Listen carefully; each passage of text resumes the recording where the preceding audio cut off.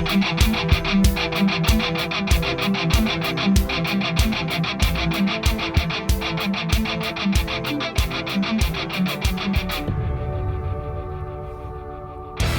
Dr. Jerome Corsi, and today it is Thursday. It's February 29th, 2024. And you can find me on X at Corsi Jerome 1. Altogether, all small letters, Corsi, C-O-R-S-I, J-E-R-O-M-E, number 1. And on Substack, Jerome Corsi, PhD.substack.com. We'll be posting more material on both over the next few days. Let's get right into the news here on The Truth Central. Thank you for joining us. We're doing podcasts every weekday. The first story I want to cover is this Hunter Biden story, where his testimony that he gave yesterday to the Oversight Committee, John Solomon is reporting on this in Just the News, he's denying everything. He's saying that he and his father did not work with his father on any of these business contacts, and he didn't do anything at all. So I am here today just quoting Hunter Biden. I used to know Hunter. That's a long story. I just used to be good friends with Hunter Parker, and I'm sorry to say I hope he's passed away, but he was a great friend. At any rate, I'm here today to provide the committee with one uncontestable fact that should end the false premise of this inquiry. I did not involve my father in my business. That's what Hunter Biden is saying. Not while I was practicing as a lawyer, not in my investments or transactions, domestic or international, not as a board member, not as an artist, never. Okay, well, that's a lie. That's clearly a lie. And John Solomon is reporting a whole series of meetings in this Cafe Milano, this trendy restaurant in the Georgetown neighborhood of Washington, where Trump was, Hunter Biden was meeting, not Trump, but Hunter Biden was meeting with all these various oligarchs from Russia, I guess these people are. Former Moscow mayor Yelena Baturina. Hunter Biden was getting money from these people. Then he goes to a trip to Beijing aboard Air Force Two in December 2013, when Hunter flew to Beijing aboard Air Force Two with his father during an official government trip. During the trip to China, Hunter Biden arranged a meeting between Joe Biden and Jonathan Lee in the lobby of the hotel where they were staying. Jonathan Lee is a Chinese businessman who joined with Hunter Biden and his associates in forming these BHR Partners, a private equity firm that was backed by several Chinese state-owned enterprises, including the Bank of China. And how do I go to Beijing, halfway around the world, and not see them for a cup of coffee? Biden told the New Yorker magazine. Right. And so the Naval Observatory meeting, another meeting where Biden was meeting with Kazakhstan. It just goes on and on. All these different Burisma board meeting in Dubai. And again, phone calls back to Vice President Biden. It's pretty clear that there's extensive involvement of Joe Biden in Hunter Biden's business dealings. In fact, I think the entire career of Joe Biden, going back to when he was a senator from Delaware, has been to position himself as the public figure of the family, and then to use his public office in order to get money, whether it was from Delaware credit card companies when he was a senator, or a whole list of business opportunities that Biden positioned himself or his brother, usually operated through his brother or his son, so he had deniability and distance. But the fact is that it was all a scheme to trade on Biden's position in politics, which could be leveraged to get favorable government decisions for companies that allowed the Biden family to make money. And this has been the Biden family's formula to come from obscurity, virtual obscurity, to great riches, to be vice president and president, and now to be demented. And there's further stories on the dementia coming out. In fact, I didn't get to post as much as there's so much news today on all these different fronts. The Gateway pundit is reporting some very interesting things about the dementia. I guess there's now a release of some medical records from Biden from an exam that no one knew he had taken. I'm going to find this here in a second. But Biden's doctors told him he looks too young after the physical. Okay, so Joe Biden joked on Wednesday. The doctors told him he looked too young after he had an examination. It was a joke he cracked. Yeah, well, the health records show that Biden is so demented that he cannot be prosecuted. Can't remember critical dates like when his son died. He is really out of it. They can't. And the Italian press, by the way, is having a great time making fun of Biden as how demented he is. And in Italian, it's just hilarious. We should play one of these, except they're in Italian. And the people around commenting on the news that are saying that he's turning in circles. He doesn't know where he is. He's falling down. It's just hilarious what they do to him. So they're really not trying to reveal much about his health, but they are trying to. Oh, by the way, Biden was on with Seth Meyers in a late night interview, and it did terribly. Joe Biden's decision to go on with Seth Meyers' late night show was mocked, considering he had just turned down the opportunity to do a softball interview at the Super Bowl. So his whole cover has been totally blown. I think the American people know it's a farce. And by the way, Tucker Carlson yesterday was going on about his interview with Putin and was making the point that I've been making here on this podcast, is that Putin is telegraphing to the world that NATO is evidently having plans to join in Ukraine and fight Russia. Got Macron talking about it in France. UK is talking about it in their military. And Putin is saying that if this happens, there will be nuclear war. And Tucker Carlson has figured out that he was brought to Moscow in order for that message to be delivered by Putin and Medvedev to the world. They're back-channeling, Russian government, back-channeling through Tucker to get word out to the American people what Russia is really thinking when the American press won't cover it. The American press has got this narrative about how we have to defend NATO and we have to get in there and bring Ukraine into NATO, and this is ridiculous. It's right on the edge of Russia's, and we have now come out things that Archbishop Vigano has been saying. We now know that there were some 120 operations bases set up by the CIA operating military operations in Ukraine. And again, the United States government lies about it like our government lies about everything else. And this radical judge has kicked Trump off the state ballot in Illinois. And she's very happy about it.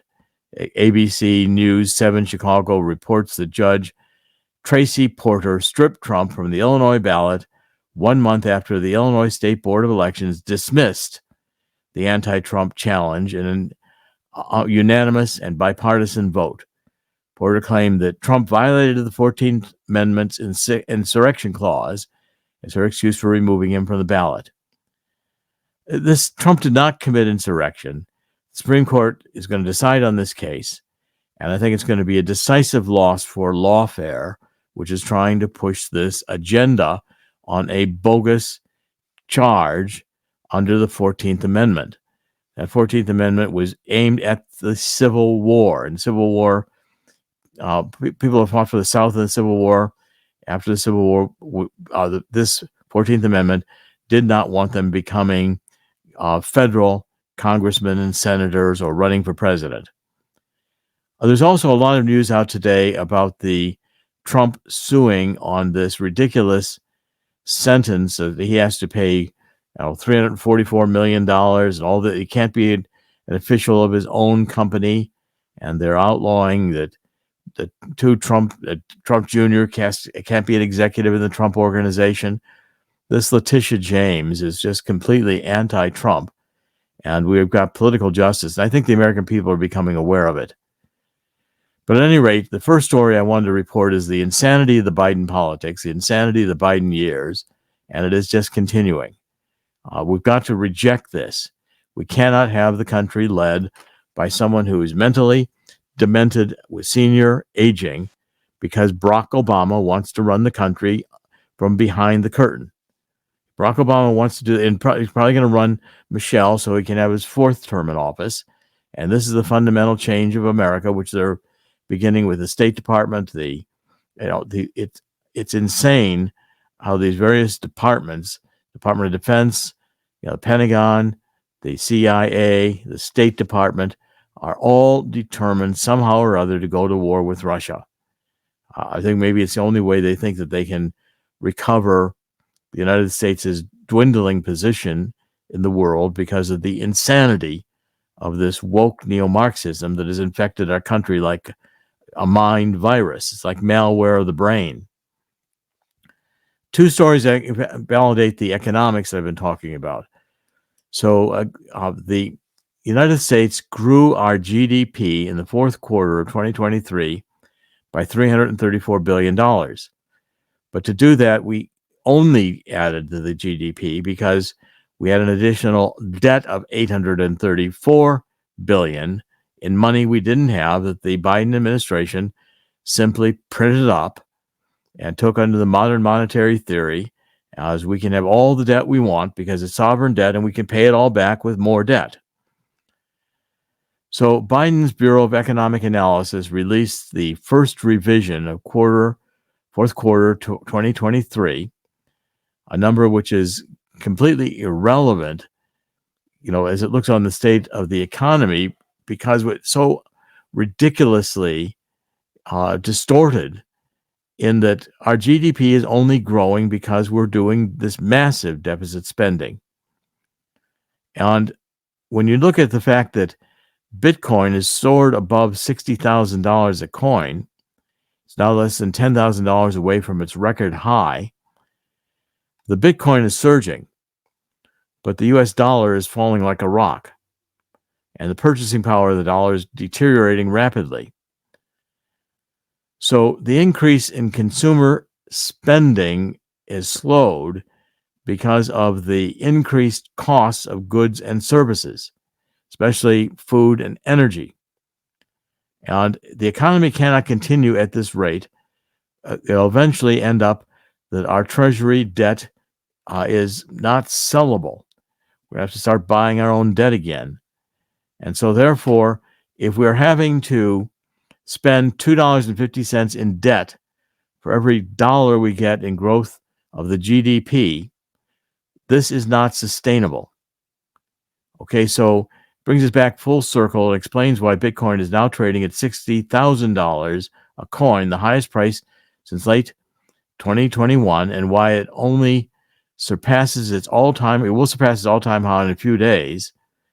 But again, Bitcoin is doing well, whereas the US dollar is going to hell. By the way, gold is trading today at about $2,000.34 an ounce.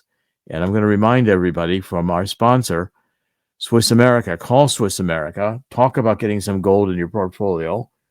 Gold's going to appreciate. In this free book I'm going to get here, How the Coming Global Crash Will Create an Historic Gold Rush. This you can get by calling Swiss America 1-800-519-6268. Mention the show, mention the free book. You can get a copy of it. It's a good book. It describes how, as we go into these economic declines, gold tends to double in price. And we are going into an historic global crash. Call Swiss America 1-800-519-6268. Now, Zero Hedge had a very interesting story today. And I think it was another story that's alarming. It's amazing that we're reporting what we're reporting, but the idea that we're spending all this money in debt we don't have just to increase the GDP. Now, I've been talking about the commercial real estate market that's going to tank. A story shocked Wall Street when this top Canadian pension fund sold a Manhattan office building for $1, which is sparking fears that we could get into a fire sale panic of these commercial real estate businesses, buildings that are underwater because they're largely vacant. When you get up to 30% vacant in a building, its value in refinancing, it drops dramatically. And you can't pay off the balloon payment, the interest payment on the previous loan, if the subsequent loan isn't for a higher value. So what's going on here is this Canadian pension fund is saying that they want to sell its stake for $1 because they don't want to take on any longer the managing of the debt of the building, knowing that the building can't be refinanced for the value of it that it was previously. So the average price of many of these non-viable office buildings has fallen 11% to $3.07 per square foot since 2009. But the bank goes on that many in the hardest hit cities like Chicago, San Francisco, and New York, as many as 14 to 16% of the office buildings may be no longer viable. Well, that's pretty frightening. And so therefore, selling a building for $1 begins to confirm the reality that the actual office building values are far lower than the market has yet absorbed. So the historic fire sale at the end of last year, the Canadian fund sold its 29% stake in this Manhattan's 360 Park Avenue South for $1 to one of its partners, Boston Properties. Okay, and they are assuming the debt. They think that they can reconvert the building into being a modern office building and attract people to come back into work in New York City. This is happening also in cities from New York to Tokyo. It's going on globally. That and banks are realizing that the loans that they made against office buildings may never be fully repaid, sending their shares of the losses into the astronomical levels. What this means is we could have another round of bank failures. This is how these crises cascade. So the Manhattan fire sale isn't the pension fund's first sale. Previously, it sold 45% of a Santa Monica business park, which the fund also owned with Boston Properties for $38 million. That's a discount of almost 75% as to what the Canadian pension fund paid for the property in 2018. The deal came after the landlord signed a lease with a social media company, Snap, that required they spend additional capital to improve the campus. They finally decided that this was just a wasted effort. They were just pouring money down a rat hole, and the Canadian pension fund just offloaded the business, the whole building gone, as long as someone else would take the debt. Now, if this begins to happen worldwide, we're going to have a massive crash in the building. This is happening. The commercial real estate market is the most vulnerable sector right now to crash, and it could happen any day. It's actually, I think, already started. Now, if you take a look at the other articles we're publishing here, I noticed that the Federal Reserve is losing billions of dollars every year. Now, this is a pretty startling article. When you think about it, what's happening is the Federal Reserve has taken enormous losses as they've raised interest rates to combat inflation. Okay, why? Well, because a lot of the central bank's holdings, mortgage-backed securities or treasury bonds, lose value when they are when the Fed holds these bonds that were issued at about zero interest rate under Obama. Now that interest rates are going up to 5-6%, the bonds that are held in portfolio have to take a haircut. They're not worth what they were compared to bonds that are paying a much higher yield. So therefore, what happens is that between January 2011 and September 2022, the Federal Reserve sent Washington about $1 trillion in cumulative remittances that helped the federal government pay some of its bills and plugged a gap in the deficit. But for the past 19 months, the Fed has been deep in the red, accumulating about $1 trillion in unrealized losses because they have to mark eventually these bonds to market.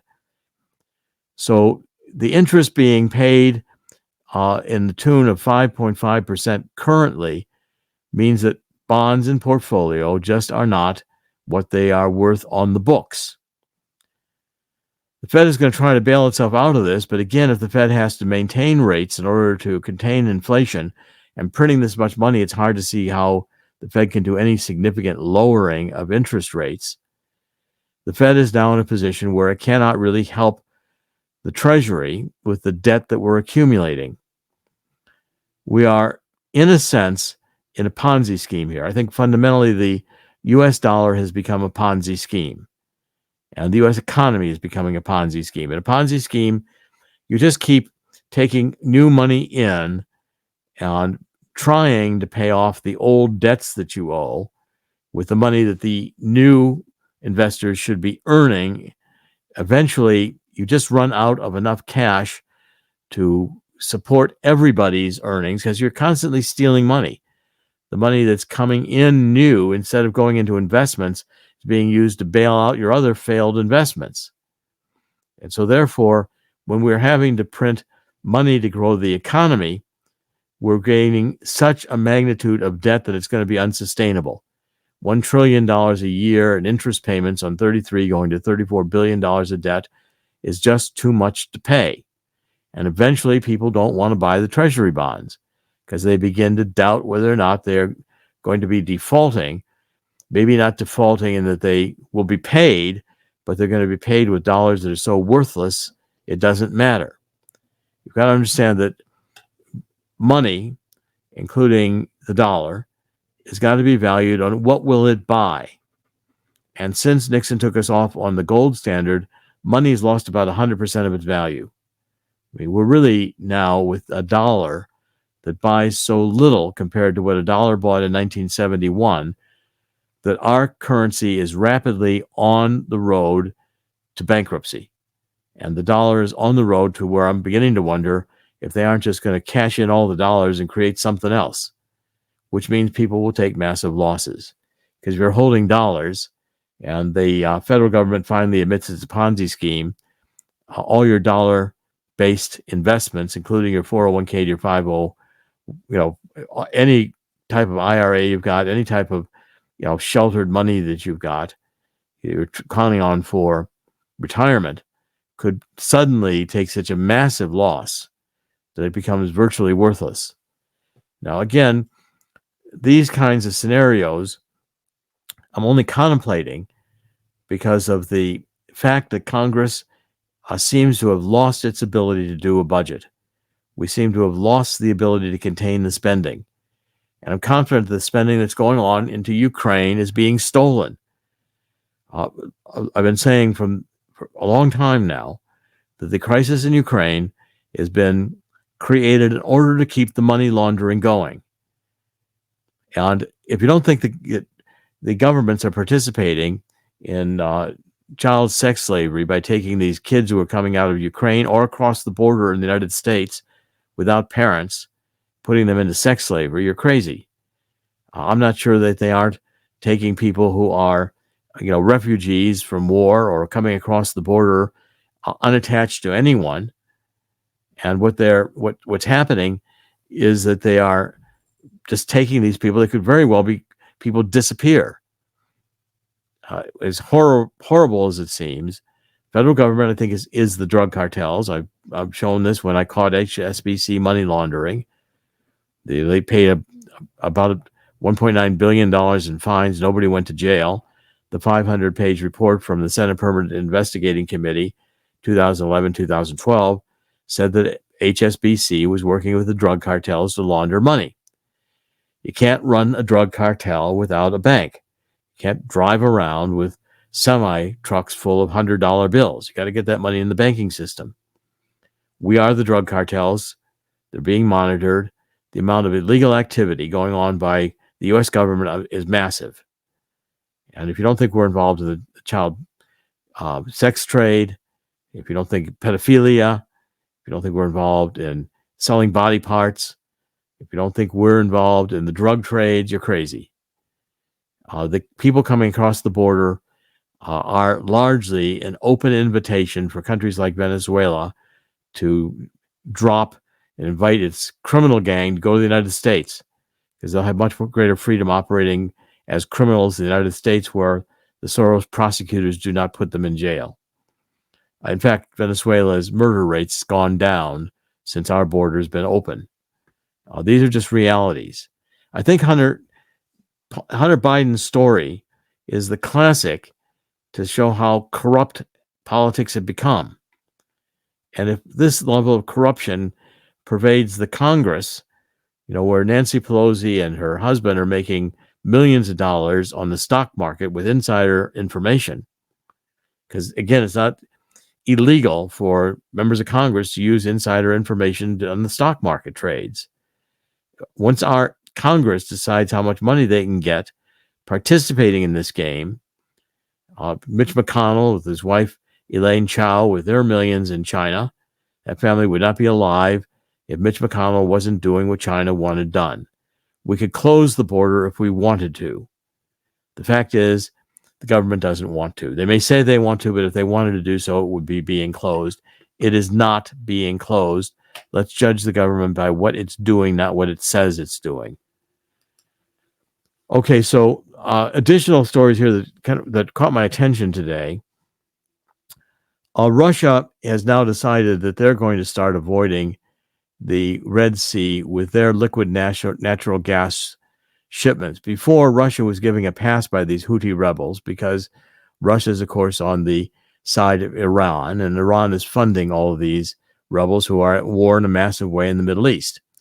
But Russia started diverting its liquid natural gas cargoes away from the Suez Canal and is using the longer route to China around the Cape of Good Hope in Africa to avoid the higher risk of Houthi attacks in the Red Sea. Now, we can't control the Houthi attacks, and our U.S. Navy is not particularly effective in dealing with them. They have small boats, they're quick, they're very sophisticated, they're smart, and they're well armed. So two of the world's biggest liquid natural gas exporters, the United States and Qatar, halted shipments via the Red Sea and through the Suez Canal earlier this year. Now Russia's joined. And so therefore we're seeing a shutdown, kind of a step-by-step shutdown of the trade through the Red Sea, which is going to have a dramatic negative effect on the international economy because costs are going to go up. And the regional war is expanding. This week, Israel attacked bases deep in Lebanon, trying to root out Hezbollah and the rocket attacks from Hezbollah on northern Israel. The war is expanding. And what is on the brink is whether or not Europe is going to enter the war and the United States in Ukraine and perpetuate it, which Putin and Medvedev are clearly back-channeling through Tucker Carlson, saying if that happens, there will be nuclear war. And Russia's not kidding around. Russia's making this announcement because Russia does not want a nuclear war. Russia'd like a settlement. And Putin said the terms are that these two provinces, Donetsk and Donbass, in the eastern part of Ukraine, get to be independent states, favorable to Russia, probably part of the Russian Federation. That would be very comfortable for Russia, preserving Russian access to the Atlantic through the Black Sea, Ukraine, the ports on the Ukraine, on the Black Sea, into the Mediterranean. If Russia loses that access, and Russia will not lose that access, or if Russia sees that NATO is going to try to take back Crimea, Russia will up the ante, and instead of fighting a broader conventional war, the proxy war will turn very quickly into a nuclear war. And this is the first time in my life since the 1960s that I thought a nuclear war was possible. I think now it could happen this year. And I'm warning people this might be the Democrats or the Neo-Marxists in the CIA, the woke neo-globalist Marxists, who want there to be one world government. They have this vision destroying United States power to create this one world government. These nutcases could go to war, nuclear war, because they're also depopulationists. Harari, who is with the World Economic Forum, they say now he's just an agenda setter, has said most people are worthless, useless. They're going to be transhuman. And of course, even Elon Musk aspires to be transhuman. Finally, Apple killed its electric car project. So this was startling this week. Apple came out and said they've spent billions of dollars researching an electric vehicle which would rival Tesla and have these autonomous driving features. And so therefore, earlier this week, Apple announced it was just canceling plans to release an electric car with self-driving abilities. This has been in the works for nearly a decade, a secretive project. So the company told employees in an internal meeting on Tuesday that it scrapped the project and the members of the group would be shifted to other roles, including artificial intelligence division of Apple. This is pretty shocking news, but it comes with what's being reported worldwide. I'm just going to read you a set of stories that netzero.com is carrying right now. Mercedes-Benz, this is from Business Insider, ditched its plans to sell only EVs by 2030. CNN is covering a story saying how EVs became a massive disappointment.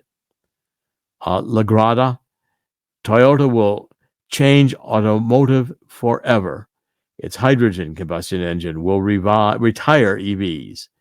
Well, I still don't think the hydrogen engine is going to be the solution either.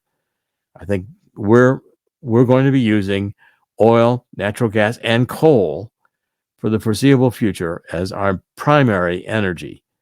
And there's no reason not to, because this global warming nonsense is junk science. Here's another one. This was in Euroactiv. The EU's Green Deal is going out with a whimper. Daily Mail.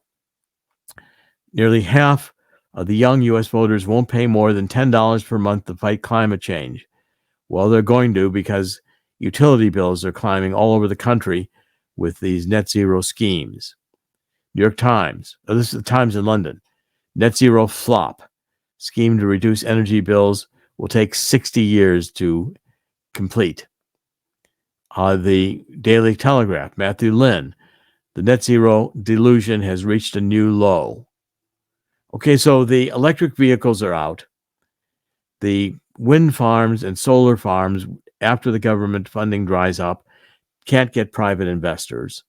We're already beginning to mount a ton of junk EV charging stations. There won't be enough with the demand dropping and people not buying them. The more charging stations aren't going to be built.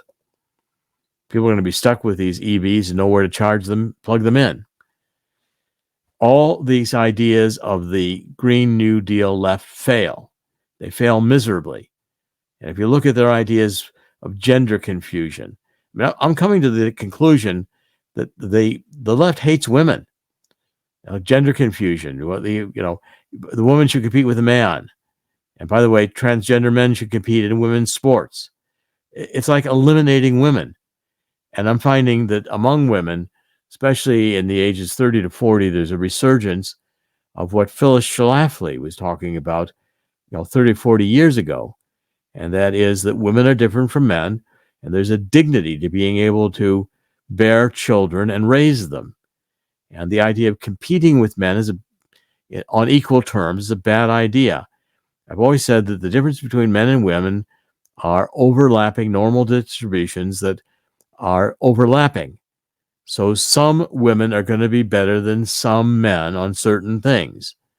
So when if that comes to emotional ability to handle emotional issues, perhaps the mean of women exceeds the mean of men. That women are far more able to appreciate emotional issues. When it comes to physical strength, the mean and a normal distribution for men exceeds by several standard deviations the mean for the normal distribution of women. Men are stronger. Men typically perform better. Yes, some women perform better than some men, even in that case. When you look at it mathematically, men and women on different scales do not perform equally. And by the way, men can't have babies, men can't have periods. The insanity here is shocking, and it's satanic. I'm going to wrap up with one more set of comments, but Chris, do you want to comment on this? We've covered a lot of ground again today. Well, I did want to get your thoughts, Jerry, on Mitch McConnell stepping down finally in November. He made the announcement on Wednesday, and you've been a constant critic of his. My question to you, though, goes beyond the McConnell step down, because that was going to happen. He is probably going to be in his last term as senator of Kentucky. He's going to want to retire. He did say there is some family health issues, but let's get into this. I should say family issues, but let's get into this. What are the chances we're going to see another, let's say, moderate, slow down there, Democrats kind of Senate leader for the Republicans, or somebody who will actually get things done and stand up to both the media and the Democrat barrage? Well, if it's a good question, Chris. If the GOP had any sense, they would pick a strong leader who would push a conservative agenda that is Trump oriented, because the base of the Republican Party has embraced Trump. And you can see this with Nikki Haley and the others that are trying to run against Trump. Trump has just overwhelmed everybody. My guess is, though, Congress is so corrupt and the GOP is so in bed, as Democrat light. They're not neo-communist, but they like the money. And so therefore they go along, to stay along.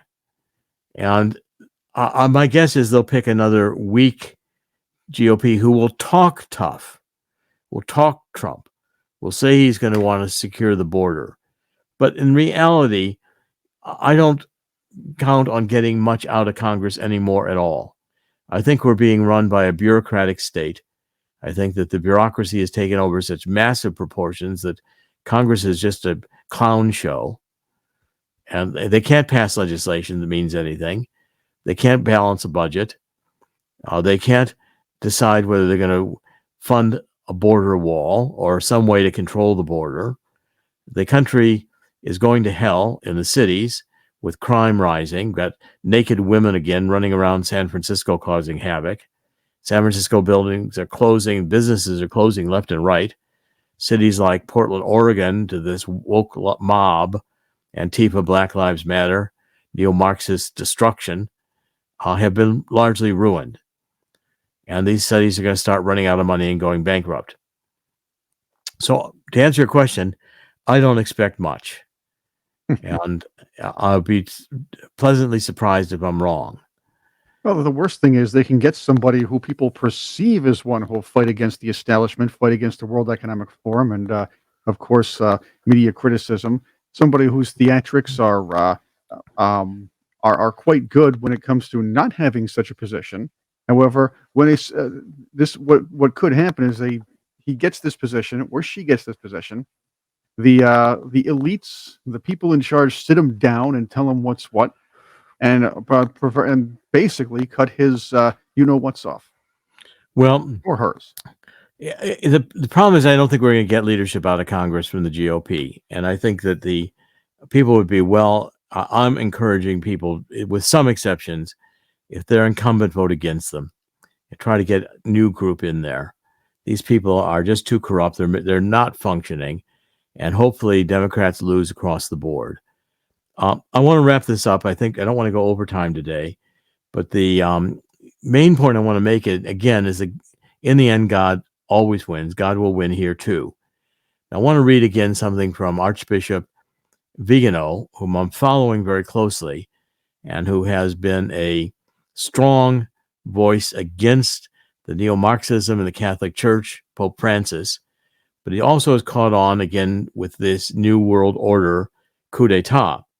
So he writes, I think eloquently, 15-minute cities, digital identity, electronic money, and the destruction of agriculture and ranching all serve the same purpose, stated in the Agenda 2030 and the Rockefeller Foundation's Great Reset Project.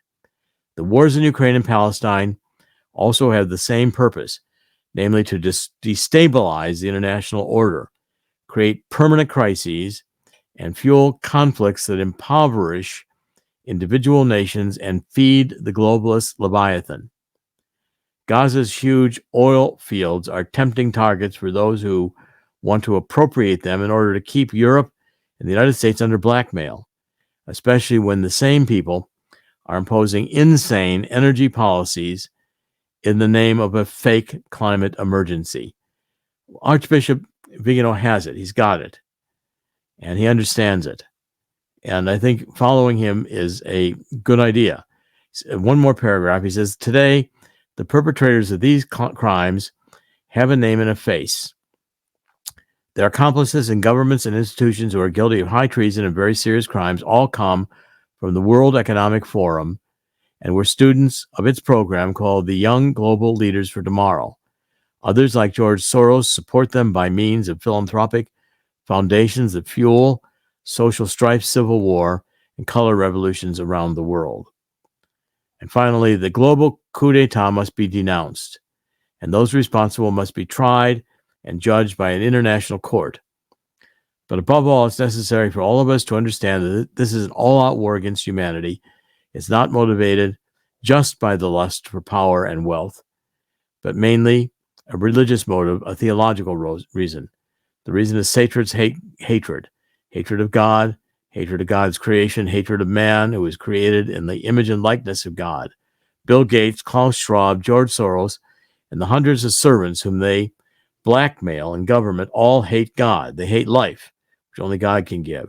They hate love, which comes only from God. They hate peace, which can reign only where Christ reigns. As Tucker Carlson said a few days ago, we are facing people who serve Satan and the demons of hell, just as normal people worship and serve God. These people can and will be beaten. They're evil, they're corrupt. What they want to produce is insanity. When people realize that their ideas don't work, they will be rejected. This too shall pass. But it won't pass without the judgment of God. And that's why I encourage everyone in the spirit of 2 Chronicles 7:14, let's get on our knees and begin the turnaround with repentance, asking God to forgive us for letting so many babies be chopped in the womb by brutal murderers. God taken out of our schools, our hearts, our lives, and our marriages. And let us return to understanding that God rules here and his laws apply. And this is a spiritual existence, not a material existence. It's hard to realize when everything looks material and nothing looks spiritual, but it is all spiritual in nature. We're here for a short time. And the transhumans that want to extend life perpetually are insane and trying to place themselves on the throne of God. We're broadcasting in a lot of different places. If you take a look at our homepage at thetruthcentral.com, there's a lot of, I'm selling books that are my personal collection with these e-pipes. You can get signed books very reasonably. I'll mail them to you. We're on a lot of different channels. And Chris, if you'll wrap up by which channels we're on, I'll make a last comment, then we'll conclude the program for today. You can find us all over the place. You have us on the video side. We're on YouTube most of the time. Rumble, you'll have us. That YouTube thing breaks me up once in a while. When they permit us to be on it, when we don't say something that they don't censor, which is a lot, they censor a lot. All right, you can catch us on Facebook Live on the Truth Central Facebook page, and also my Argon Productions Facebook page. You can also find us on X Live, both of our websites. You can both of our X, Twitter, whatever you want to call it, social media profile sites, pages. I'm not sure what they call them. I guess profiles, if you will. Anyway, there we go. You also find us on CloudHub and BitChute. We are also all over the audio spectrum: Apple Podcasts, Google Podcasts, iHeartRadio, Spotify, and many more. I encourage everybody to watch us and listen to us on CloudHub. CloudHub is up and coming. It's not censored. I think CloudHub is a site that we are going to be increasingly partnering with, as they are helping us to really boost the site. As my Substack page, there's a lot of good articles on that from my books and from the LGBT agenda, abiotic oil. We'll be posting a lot more on my Substack over the next bit of time. This is Dr. Jerome Corsi. Today, it's Thursday. It's February 29th, 2024. We are broadcasting podcasts every day on The Truth, every weekday on thetruthcentral.com, every weekday. And we will be back tomorrow. Thank you for joining us. God bless.